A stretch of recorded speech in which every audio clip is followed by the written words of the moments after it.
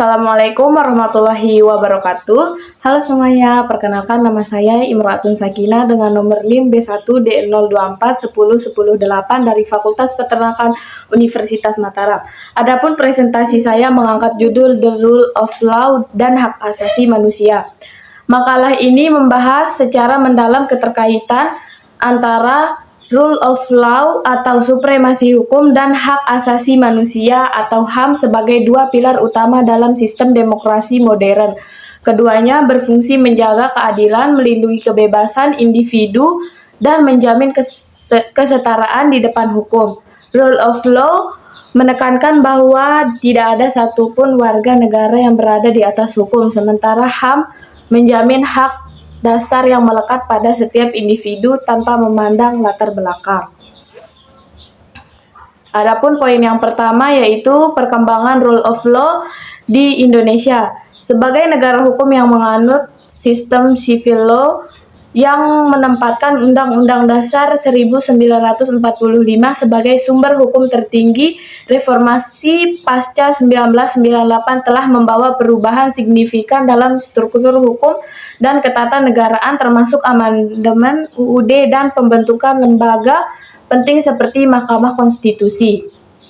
Hal ini menandakan adanya kesadaran dan komitmen untuk menegakkan prinsip rule of law secara lebih substansial. Poin yang kedua yaitu implementasi rule of law dan HAM.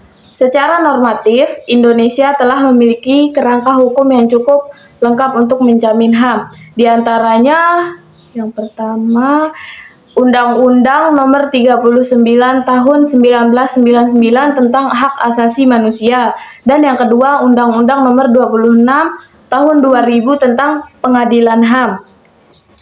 Namun dalam praktiknya berbagai tantangan masih membayangi implementasi prinsip-prinsip tersebut. Beberapa masalah utama yaitu meliputi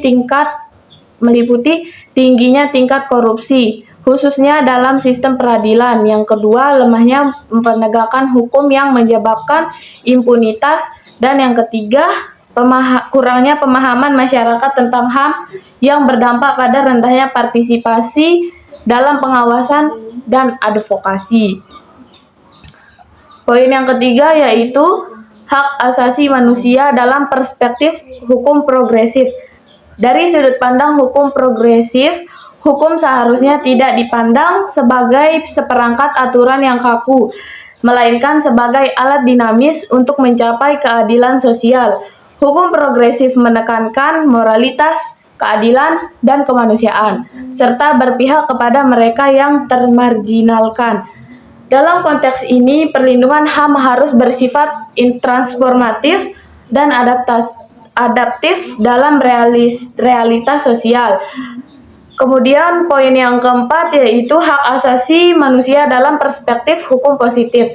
Sebaliknya, dalam hukum positif memandang HAM sebagai bagian dari hukum normal yang dirumuskan dan disahkan oleh negara. Dalam kerangka ini, HAM dijamin melalui konstitusi dan berbagai undang-undang yang secara normatif sudah cukup kuat. Namun, realitas di lapangan menunjukkan bahwa kekuatan hukum ini belum sepenuhnya mampu melindungi masyarakat secara efektif akibat lemahnya implementasi dan rendahnya integritas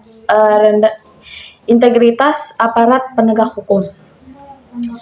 Poin yang kelima yaitu penerapan prinsip rule of law di Indonesia. Indonesia telah memasukkan prinsip rule of law ke dalam konstitusi dan berbagai peraturan perundang-undangan. Antara lain melalui yang pertama, supremasi hukum, tidak ada kekuatan yang kebal hukum. Yang kedua, pemisahan kekuasaan trias politika, legislatif, eksekutif, dan yudikatif yang saling mengontrol. Yang ketiga, perlindungan HAM secara eksplisit dijamin dalam konstitusi, dan yang keempat, peradilan yang independen dan bebas dari intervensi. Namun demikian, konsistensi penerapannya masih lemah. Banyak kasus menunjukkan adanya intervensi politik, lemahnya transparansi, serta rendahnya akses masyarakat terhadap keadilan, terutama bagi kelompok rentan. Yang terakhir yaitu kesimpulannya. Kesimpulan yang dapat diambil yaitu rule of law dan HAM bukanlah konsep yang berdiri sendiri, melainkan saling mendukung dan memperkuat. Di Indonesia, meskipun sudah ada kemajuan normatif dan kelembagaan, masih terdapat tantangan besar dalam implementasi prinsip-prinsip tersebut secara nyata. Untuk memperkuat perlindungan HAM, dibutuhkan reformasi sistem hukum dan peradilan secara menyeluruh. Kemudian peningkatan kapasitas dan integritas aparat hukum. Yang ketiga, pendidikan publik mengenai HAM dan kesadaran hukum. Yang keempat, penguatan peran masyarakat sipil dan dalam mengawasi dan mendorong perubahan. Baik, itu saja yang dapat saya sampaikan. Kurang lebihnya saya memohon maaf. Billahi taufiq wal hidayah. Wassalamualaikum warahmatullahi wabarakatuh. Terima kasih.